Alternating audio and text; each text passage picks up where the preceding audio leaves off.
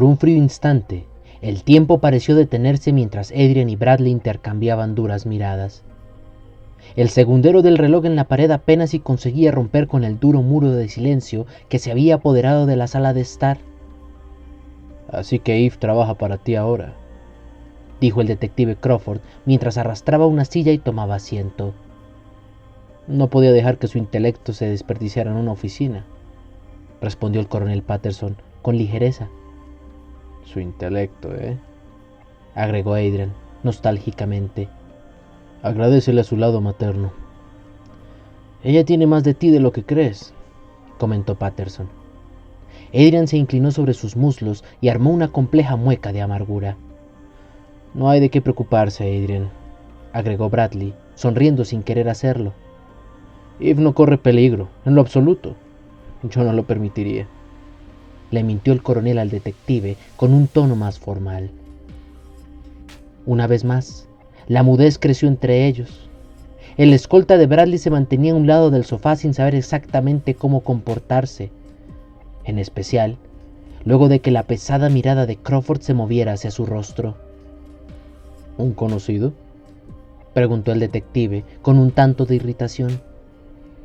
«Es un empleado», respondió el coronel, viendo de reojo al joven. «Cumple como mi chofer mientras mis hombres se ocupan de otros asuntos». Adrian se recostó sobre el espaldar de su silla mientras soltaba un largo suspiro. «¿Qué es lo que quieres, Bradley?», preguntó él, recordando la ausencia de su viejo amigo en el funeral de su esposa e hijo. El coronel se incorporó sobre el acolchado del sofá y aseveró el rostro como si fuera de hierro. «Escuché que hubo un incidente en la casa de tus padres», dijo el coronel Patterson, clavando la mirada en el ceño fruncido del detective.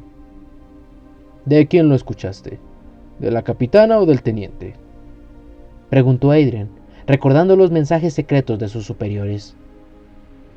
El coronel apenas si torció la boca en una especie de sonrisa con la que ni aceptaba ni negaba la acusación. Luego, mientras por su mente pasaba un distante recuerdo, la mirada del coronel se fijó en el ahora notorio agujero que había dejado el impacto de bala. «Veo que has tenido problemas», agregó Bradley. «Los mismos de siempre», respondió Adrian, sin mover los ojos de la insignia que brillaba en la solapa del coronel. «¿Algo que ver con el cadáver del río?», preguntó Bradley con frialdad.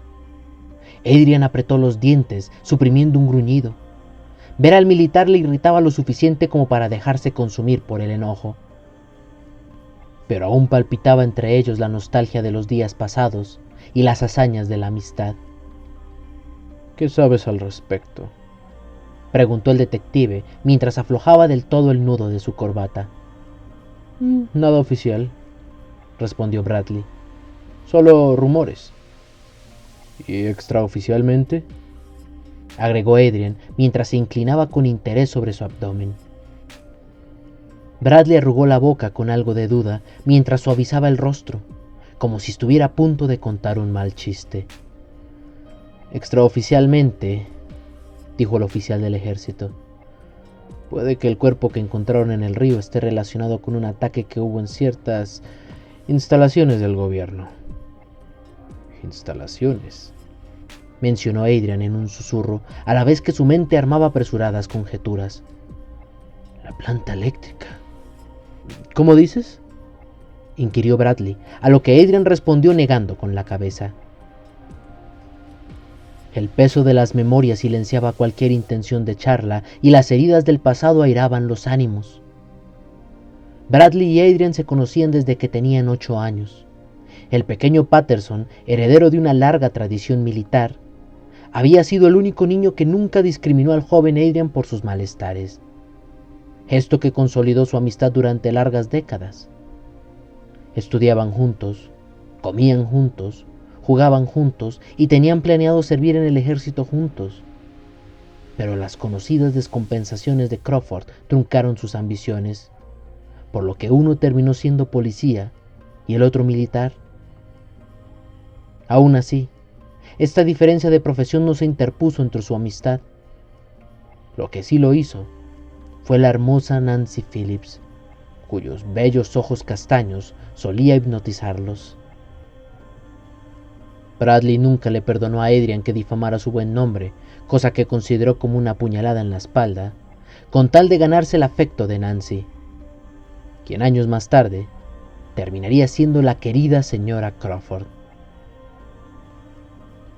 Aún así, la herida que creó un abismo entre ellos fue la trágica muerte de la mitad de la familia del detective.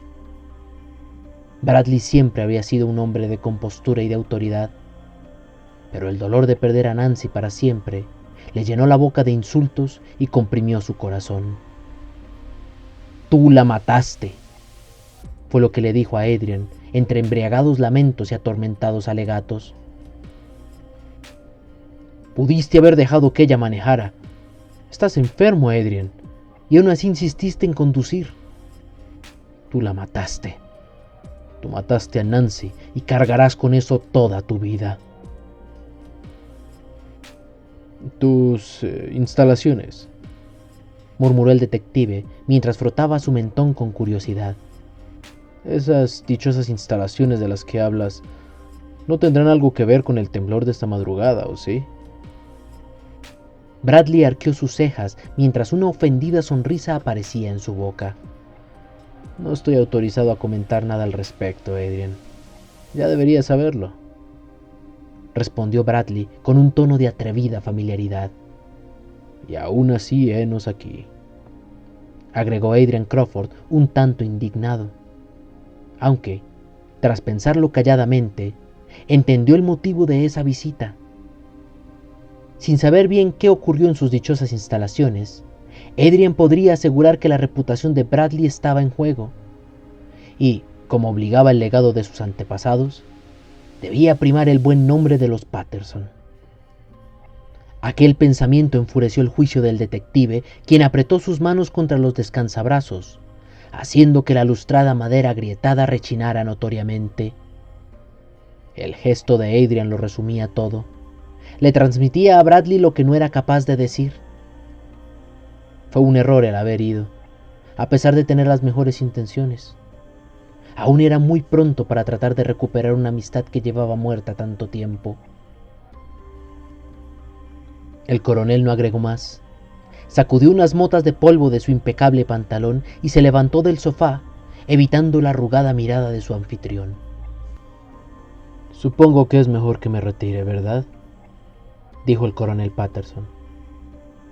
«Sí», respondió Adrian con los dientes apretados. «¿Sabes en dónde está la puerta?». Bradley intentó sonreír, mas no pudo. El cargo de conciencia y lo incómodo de la situación congelaron su lengua y entorpecieron su habla, forzándolo a retirarse cual niño apesadumbrado. Bradley se encaminó hacia el pasillo que conducía a la entrada, seguido de cerca por el joven que pretendía escoltarlo. Sin embargo, y antes de salir del todo de la sala de estar, Bradley se detuvo, se giró hacia Crawford y le habló con un pesar que le venía del alma. «Espero que algún día te des cuenta que no soy tu enemigo, Adrian», le dijo el coronel con total sinceridad. «No fui yo quien empezó esto, Bradley», respondió Adrian severamente. Lo sé, agregó el coronel Patterson, para luego voltearse hacia la puerta y avanzar con pesada lentitud. «Bradley», dijo Adrian tras alcanzarlo en el pasillo. «Es mi hija quien trabaja para ti. Mi hija. No lo olvides». Bradley Patterson le sostuvo la mirada con severidad por encima de su hombro, y sin cambiar la seriedad de su expresión, asintió firmemente, haciendo un silente juramento. Acto seguido, el coronel Patterson y su acompañante desaparecieron tras las pesadas puertas de la oscura camioneta. El vehículo avanzó con un rugido, dejando atrás una inconclusa conversación, la cual fue grabada en secreto por aquel empleado que el Dr. Wells había designado como chofer del coronel. Adrian volvió a suspirar mientras masajeaba el espasmo que le crecía en el cuello. Cerró la puerta de su casa con seguro y regresó al congelado espacio que había quedado en la sala de estar. Sin embargo, antes de que su cuerpo descendiera con pesadez sobre su sillón favorito, el leve repique del teléfono pareció despertarlo de un lapsus meditativo. La brillante pantalla le enseñaba un nombre familiar, uno en el que de momento podía confiar. Charlie, dijo Adrian tan pronto y respondió a la llamada. Sí, estoy bien. ¿Qué? ¿Que estás en dónde?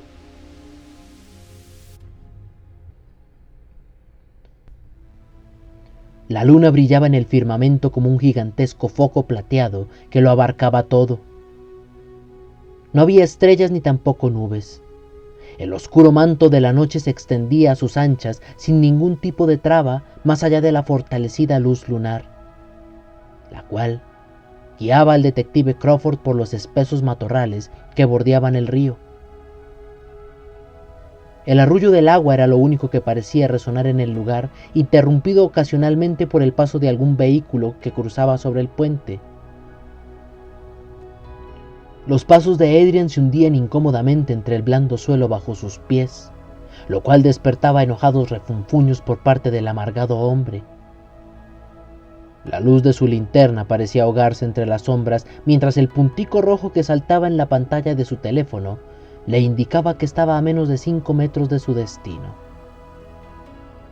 A lo lejos, escondido entre unos alargados montones de juncos, comenzaba a sobresalir un rastro luminoso y amarillento que indicaba el final de su recorrido. ¡Charlie!, exclamó Adrian al aire. ¡Por aquí, jefe!, respondió el joven detective, mientras su brazo se extendía desde el núcleo de aquel rastro de luz. Adrian continuó caminando sin quitarle la mirada de encima a la mano de su compañero, y a medida que se acercaba, pudo ver cómo el rastro luminiscente que parecía brotar de la tierra misma se reflejaba sobre la maltratada superficie de una puerta. ¿Qué es esto?, preguntó Adrian mientras bajaba la mirada. Es el escondite del viejo Joe Tres Dientes, respondió Charlie con una emoción infantil en su voz. ¿Recuerda la historia? La que le cuentan a los niños. Joe Tres Dientes escapó al campo para esconder su oro y vivir bajo tierra. Guardaba sus monedas en cajas de lata y un león amargado custodiaba su puerta. Charlie, dijo Adrian. Eso es un cuento que... La voz se le cortó tan pronto y como el joven detective señaló la aldaba en forma de león mordiendo un aro de hierro. Pero a pesar de esto, el detective Crawford no demostró mayor sorpresa. Dadas las circunstancias, encontrar el escondite de Joe Tres Dientes no resultaba ser mayor extrañeza. Charlie hizo un ademán e invitó al detective a pasar. Él se adentró bajando por unas angostas escaleras que dieron paso a un alargado sitio impregnado de polvo y humedad. Lo primero que Adrian notó fue la larga máquina que se extendía en el centro de la habitación. Tenía 2 extremos redondeados, como un cañón, y una serie de bobinas que le flanqueaban unidas a lo que parecía ser un circuito de motores. Aunque lo más particular de aquel extraño dispositivo era el joven con esposas que trataba de ocultarse tras su sombra.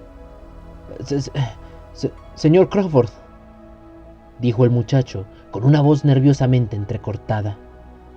No esperaba que nuestro primer encuentro fuera de esta manera, sobre todo estando yo esposado. Adrian apuntó hacia el extraño con la punta de su linterna. ¿Y este quién es?, preguntó él, con algo de desprecio. Estaba aquí adentro cuando llegué, respondió Charlie. Lleva escondido desde esta mañana. Adrian se giró hacia Charlie y abrió sus ojos con mudo asombro. Entiendo que tiene muchas preguntas, señor Crawford. Yo también las tengo. Por eso le prometo cooperar en lo que más pueda, dijo el joven mientras agitaba las esposas en sus muñecas.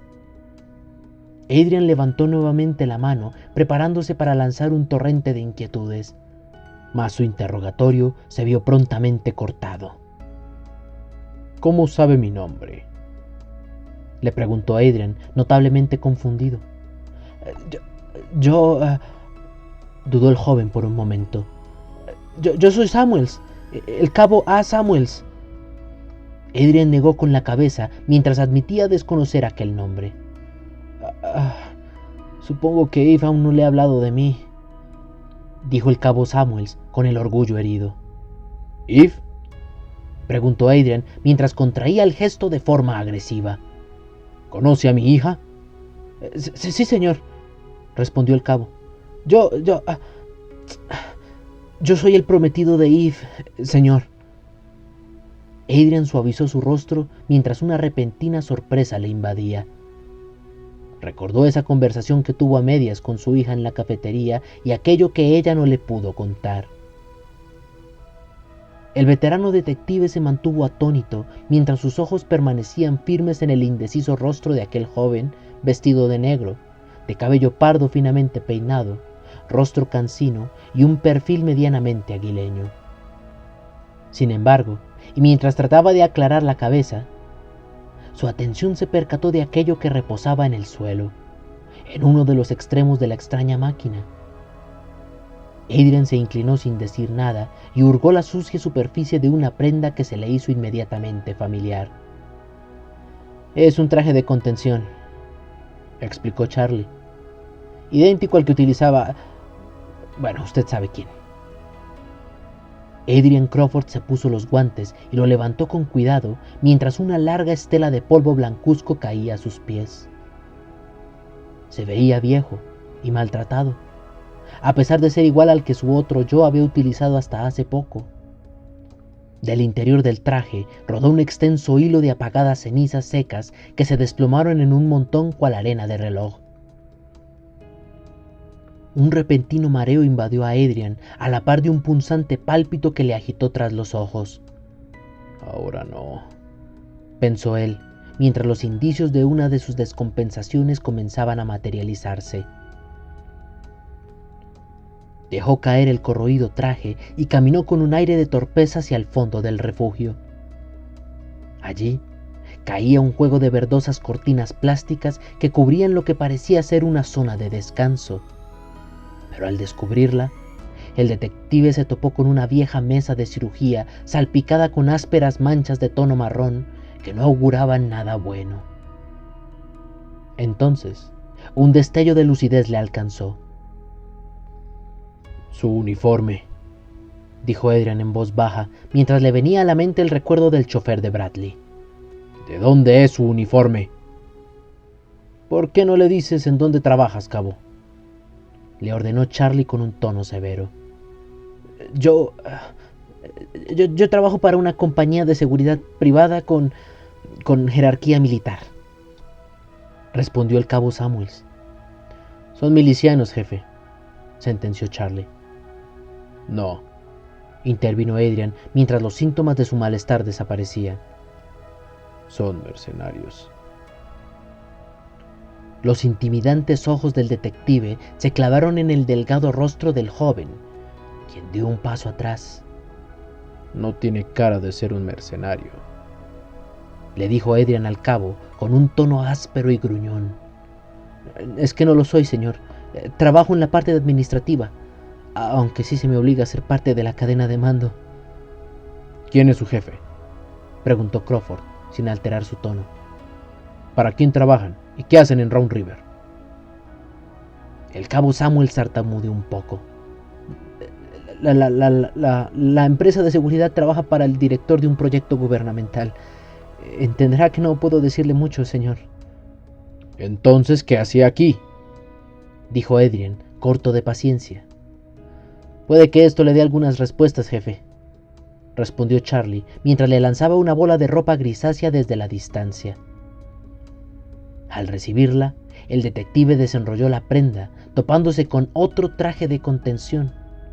Uno más, uno idéntico al que buscaban. Mire, dijo el cabo Samuels, tratando de sostenerle la mirada a su recién conocido suegro. Yo no quería meterme en problemas, ¿sí? No quería traicionar a mi compañía, ni mucho menos a mi país. Yo solo quería ir a la ciudad para comprar la sortija de compromiso, para Eve, pero ella insistió. Me suplicó que le ayudara con ese sujeto. ¿Qué sujeto?, preguntó Adrian, mientras su postura cambiaba a una de total interés. El sujeto, el que se metió a la base, el que también vestía un traje de contención. Los dos detectives no escondieron su asombro y se mostraron cortos de palabras. ¿Está seguro de lo que dice?, le preguntó Adrian con pausada voz. Sí, señor, estoy seguro de ello. De otra forma no lo habría hecho, respondió el cabo Samuels con una seguridad que hasta hace poco desconocía. Yo ayudé a escapar a ese tipo porque fue Eve Crawford quien me lo pidió.